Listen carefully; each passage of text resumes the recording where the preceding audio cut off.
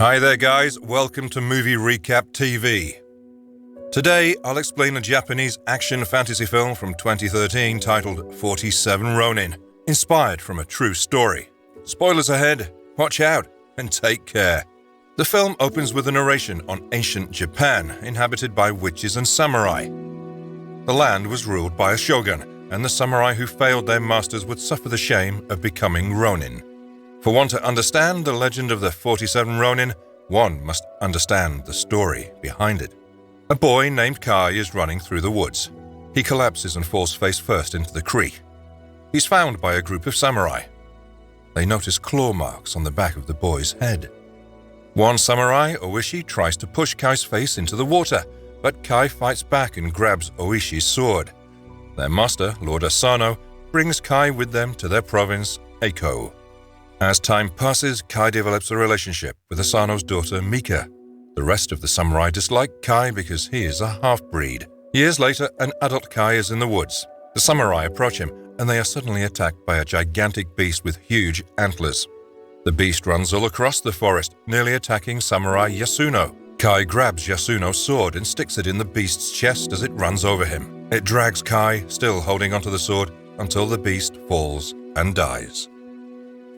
Kai gives Yasuno his sword back, but he disrespects him because he is a half-breed. Yasuno cuts off a piece of the beast's antler. From a distance, Kai spots a white fox with a gold and blue eye. The samurai return from their trip. Mika runs to ask if anyone has been injured, and her father knows who she's looking for. Mika finds Kai, finding a wound on his back. She tends to it by wiping it with a rag. Kai knows that they cannot be together because he's not of royal blood and merely a half-breed. Lord Kira, the master of a rival province, visits Eiko in preparation for the arrival of the shogun. With him is a witch named Mizuki. Kai notices her among the concubines and spots her eyes. He reports this to Oishi, his new master. Oishi dismisses this as Kai is being enchanted by a beautiful woman. A fight is held with one of Kira's men, dubbed the Lovecraft Samurai. Yasuno is set to fight him, but Kai and Oishi's son Chikara find Yasuno with milky eyes. He's been bewitched. Kai dons red armor and a mask to duel with Kira's samurai. Kai engages in the duel with him, but he's defeated and his mask flies off, exposing him to everybody. The shogun orders the samurai to kill Kai, but Asano intervenes, saying this is on him. Kai is beaten until he is unconscious. Mizuki senses a weakness in Asano at the moment. She extracts some sort of purple liquid from Kira's arm and breathes onto it, creating a spider. She slithers to Asano's room as he sleeps, letting the spider loose. It crawls over his face and releases the liquid onto Asano's mouth, bewitching him. Mizuki causes Asano to hear Mika screaming and calling out for him. In Asano's eyes, he sees Kira ravaging his daughter, and he cuts into his back with his sword. Asano is subdued by other men as the bewitchment wears off and sees that Kira is not attacking Mika. Because he attacked Kira, who was unarmed, the shogun sentences Asano to death. He allows him to commit seppuku so that he may die as honorably as he lived. Asano tells Oishi he is doing this to preserve their clan and asks him to look out for Mika. The ceremony is held for Asano to go out in a white robe to fulfill his death. Kai is not present as he is waking up from his beating. He senses, however, that something is wrong. Mika watches as her father sticks a blade into his stomach, and then Oishi, with regret in his eyes, decapitates his master. The shogun declares that the samurai are now ronin. Two women give Mika a vial of poison to take so she may end her suffering, but she replies that Eiko has not fallen yet. Before the shogun leaves, he grants Mika a year-long mourning period before she weds Kira. He also orders Oishi and the samurai never to attempt to seek vengeance for the death of their master. Kira then orders his men to throw Oishi into the pit for fear of retaliation. A year later, Oishi is pulled out of the pit by his wife Riku and Chikara. He is tended to and is told that Kira is set to marry Mika soon. Additionally, Kai has been sold into slavery to a Dutch town. Oishi ventures into this town and finds Kai dueling with a large deformed man. Kai defeats the man and decapitates him to the cheers of everyone around. Oishi steps in, making everyone believe another duel is to take place. The two fight with their swords until Oishi tells Kai that Mika needs his help. They escape. Kai and Oishi gather up the remaining ronin. Together, they vow to avenge their master and send Kira to hell. Oishi takes a map and says he will lead them to a village where they will be given swords. The ronin travel to the village of Weichu, where the sword makers reside. Since they work for Kira, they refuse to give the ronin any swords. Kai joins the ronin as they fight the sword makers and then leads them to a place where they may definitely find swords. Kai guides the ronin to a temple belonging to the Tengu. This is the place he was running from as a child. He promises Oishi that they will provide them with swords, but he must never once draw his weapon regardless of what he sees. Kai goes to speak to the Tengu lord, a man with a snake-like face. He requests for the sword that is stuck in the ground, and the master tells him to simply take it. He begins to taunt Kai about his childhood, while Oishi is in the same room as the other Tengu. One ronin pulls out his sword, and Oishi watches as the Tengu attack his men, and he never once draws his weapon. Kai fights with the master until he takes the sword and nearly decapitates him. He then finds Oishi and tells him that they have been granted their swords because he passed his test and never took out his sword. What he saw was simply an illusion, and his men are safe.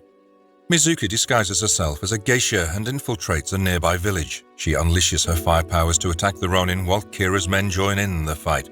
The Lovecraft samurai also steps in, killing some of the ronin while others are burned alive. As soon as it appears that she has wiped out most of the ronin, she takes Oishi's sword and leaves. Kai and Oishi tend to the surviving ronin.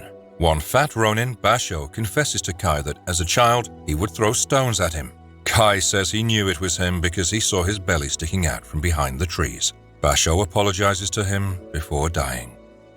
Mizuki goes to Mika's room as she sleeps. She taunts her with the supposed death of Kai, Oishi, and the rest of the ronin. Mizuki slips her a knife, saying she promised not to harm her, but whatever Mika does is none of Mizuki's concern. Before the ronin make their final stand, Yasuno apologizes to Kai for his disrespect and shows gratitude to him for saving him from the beast. He gives him a sword and bows to him. They and the rest of the ronin then sign their names on a scroll and mark it with their blood to commemorate what they will do in honor of their master. Oishi declares, "We are now 47. On their trip back to Eiko, they encounter a band of performers. They recognize Oishi and the ronin from their previous visit to Eiko. Oishi pleads for their help.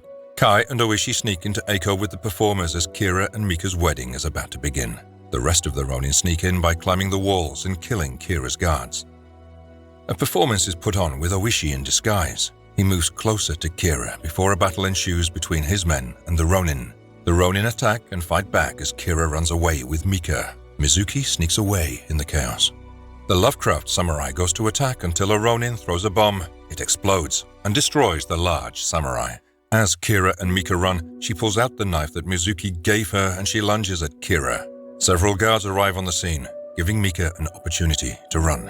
Oishi finds Kira and begins to fight him. Meanwhile, Kai reunites with Mika and embraces her. They are cornered by Mizuki. Kai says he is not afraid of her, even though she says he should be. She then takes the form of a large serpent-like dragon lunging toward Kai as he draws his sword to fight her. She nearly kills him numerous times until she thinks she's taken him down. Kai sees Mizuki ready to kill Mika, but he grabs his sword and rapidly moves in time to drive his sword into Mizuki's head. She reverts to human form before she dies. Elsewhere, Oishi's fight with Kira culminates in a room. Oishi holds a knife to Kira's stomach and says, "Know now the depth of my master's courage."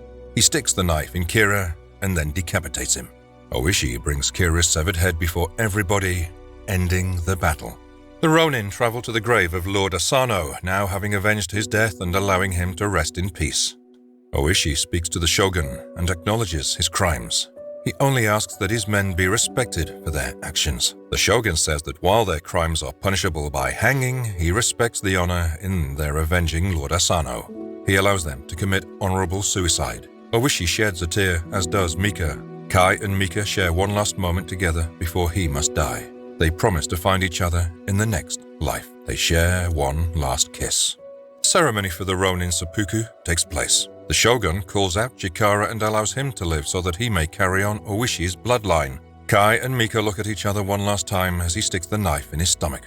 Later, Mika is on a bridge reading a message from Kai, reiterating his promise to her that he will search for her in whatever world she is in next. The narrator states that the legend of the 47 Ronin lived on for generations. The text at the end states that every December the 14th, thousands gather at the graves of the Ronin to honor what they did. The film is inspired by their story. Be keen to subscribe for more videos like this. Turn on notifications and leave a like to support the channel. Thanks for watching.